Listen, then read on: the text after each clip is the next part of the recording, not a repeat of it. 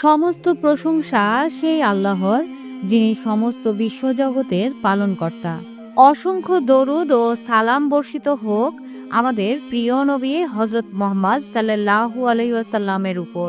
আজ আমরা আলোচনার মাধ্যমে জানব একজন মহান নবী ও বাদশাহ হজরত সুলাইমান আলাইহিসসালামের জীবন কাহিনী। হজরত সুলাইমান আলাইহিসসালাম ছিলেন আল্লাহর এক বিশেষ অনুগ্রহপ্রাপ্ত নবী ও রাজা।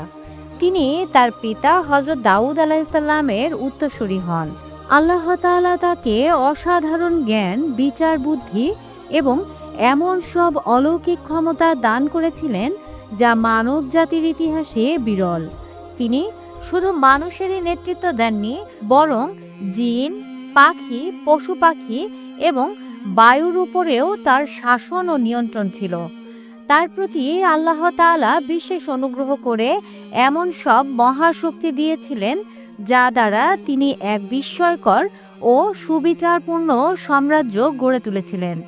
হজরত সুলাইমান আলাইহিসসালামের জীবনে রয়েছে মহান শিক্ষা, ন্যায় বিচারের অনুপম দৃষ্টান্ত এবং আল্লাহর প্রতি অগাধ আস্থা ও ভক্তির অনুপ্রেরণাময় চিত্র। তার জ্ঞানের গভীরতা ও সিদ্ধান্ত নেয়ার ক্ষমতা মানুষের মুগ্ধতা কেড়ে নেয়।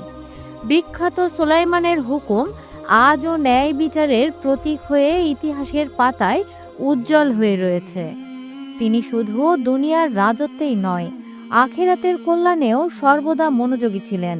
তার দোয়া, তার বিনয় এবং তার আল্লাহর প্রতি অনুগত আমাদের সকলের জন্য আজও এক বিরাট শিক্ষা। আজকের আলোচনায় আমরা তার জন্ম, শৈশব, নবুয়ত প্রাপ্তি, রাজত্বের বিস্তার, বিচক্ষণ বিচার ও অবিস্মরণীয় অলৌকিক ঘটনার দিক গভীরভাবে তাকাবো, যা আমাদের ঈমান মজবুত করবে এবং জীবনকে সঠিক পথে পরিচালিত করার প্রেরণা যোগাবে।